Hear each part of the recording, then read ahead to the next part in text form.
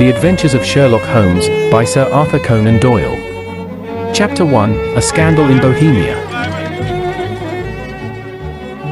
To Sherlock Holmes she is always the woman. I have seldom heard him mention her under any other name. In his eyes she eclipses and predominates the whole of her sex. It was not that he felt any emotion akin to love for Irene Adler. All emotions, and that one particularly, were abhorrent to his cold, precise, but admirably balanced mind.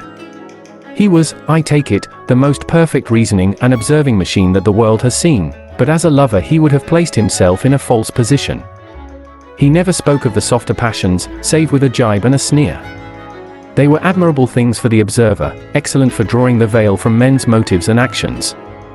But for the trained reasoner to admit such intrusions into his own delicate and finely adjusted temperament was to introduce a distracting factor which might throw a doubt upon all his mental results. Grit in a sensitive instrument, or a crack in one of his own high-power lenses, would not be more disturbing than a strong emotion in a nature such as his. And yet there was but one woman to him, and that woman was the late Irene Adler, of dubious and questionable memory.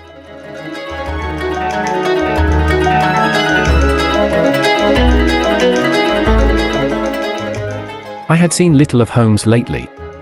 My marriage had drifted us away from each other. My own complete happiness, and the home-centered interests which rise up around the man who first finds himself master of his own establishment, were sufficient to absorb all my attention, while Holmes, who loathed every form of society with his whole Bohemian soul, remained in our lodgings in Baker Street, buried among his old books, and alternating from week to week between cocaine and ambition, the drowsiness of the drug, and the fierce energy of his own keen nature. He was still, as ever, deeply attracted by the study of crime, and occupied his immense faculties and extraordinary powers of observation in following out those clues, and clearing up those mysteries which had been abandoned as hopeless by the official police. From time to time I heard some vague account of his doings, of his summons to Odessa in the case of the Trepoff murder, of his clearing up of the singular tragedy of the Atkinson brothers at Trincomalee, and finally of the mission which he had accomplished so delicately and successfully for the reigning family of Holland. Beyond these signs of his activity, however, which I merely shared with all the readers of the daily press, I knew little of my former friend and companion. One night, it was on the 20th of March, 1888, I was returning from a journey to a patient, for I had now returned to civil practice, when my way led me through Baker Street.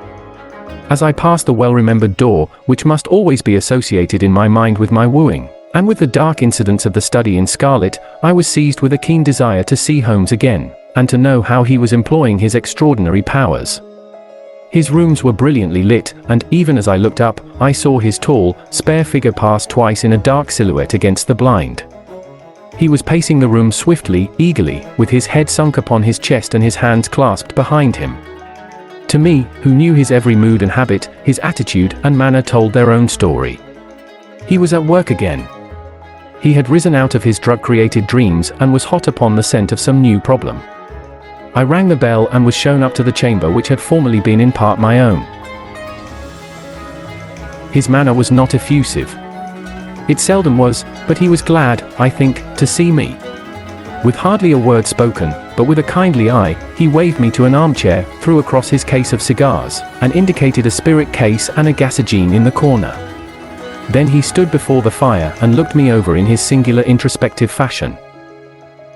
"Wedlock suits you," he remarked. "I think, Watson, that you have put on £7.5 since I saw you." "7?" I answered.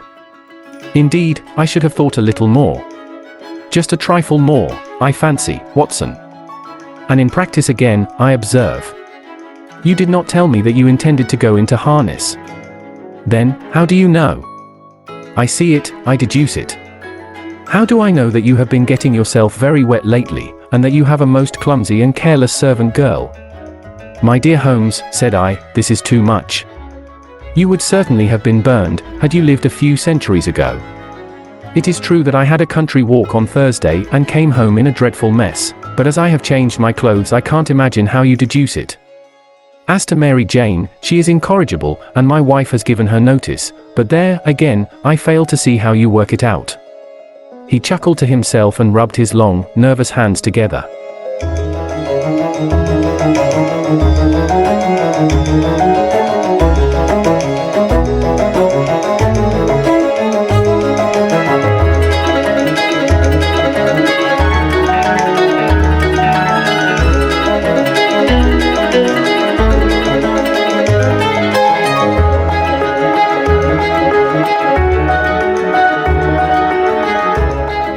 It is simplicity itself, said he. My eyes tell me that on the inside of your left shoe, just where the firelight strikes it, the leather is scored by 6 almost parallel cuts.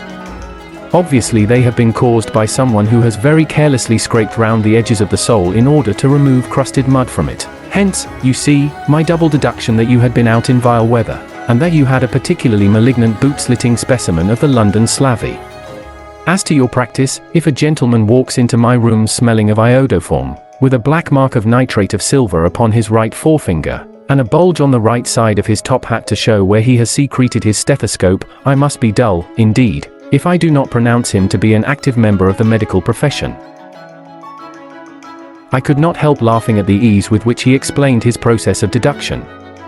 When I hear you give your reasons, I remarked, the thing always appears to me to be so ridiculously simple that I could easily do it myself, though at each successive instance of your reasoning I am baffled until you explain your process.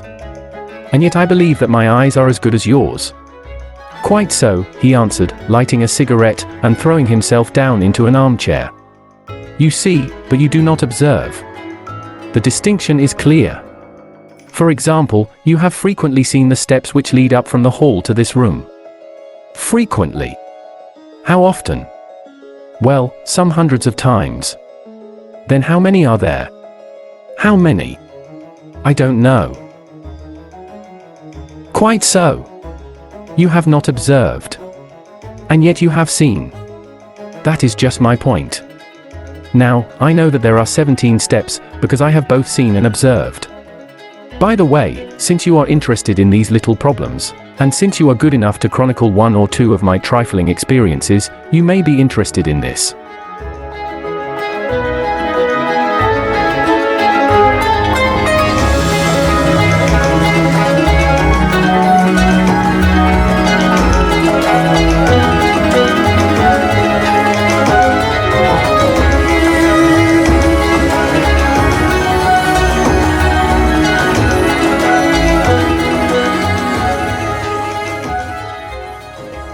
He threw over a sheet of thick, pink-tinted notepaper which had been lying open upon the table.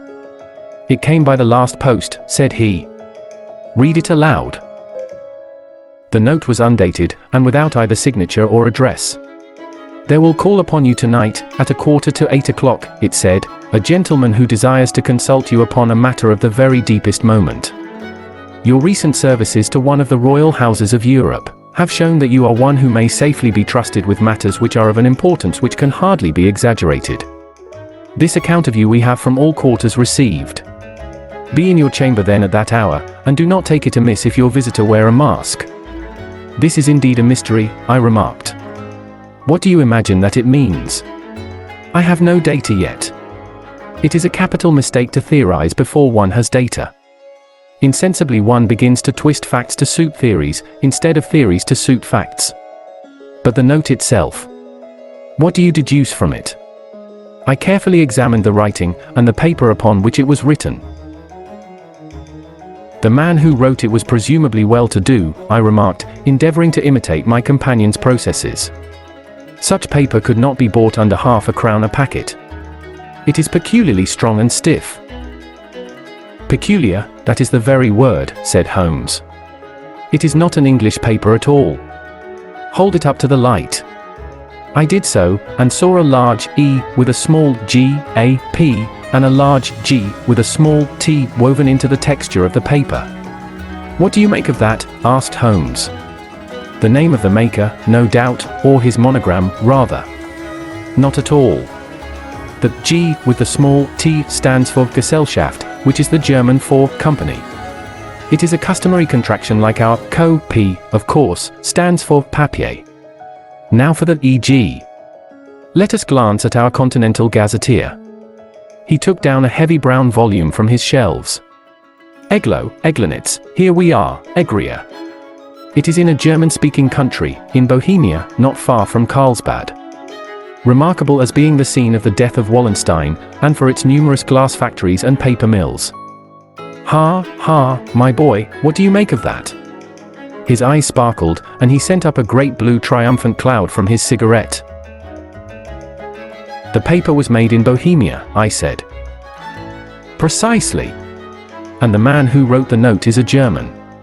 Do you note the peculiar construction of the sentence, 'This account of you we have from all quarters received'? A Frenchman or Russian could not have written that. It is the German who is so uncourteous to his verbs. It only remains, therefore, to discover what is wanted by this German who writes upon Bohemian paper and prefers wearing a mask to showing his face. And here he comes, if I am not mistaken, to resolve all our doubts." As he spoke there was the sharp sound of horses' hoofs and grating wheels against the curb, followed by a sharp pull at the bell. Holmes whistled. "A pair, by the sound," said he. "Yes," he continued, glancing out of the window.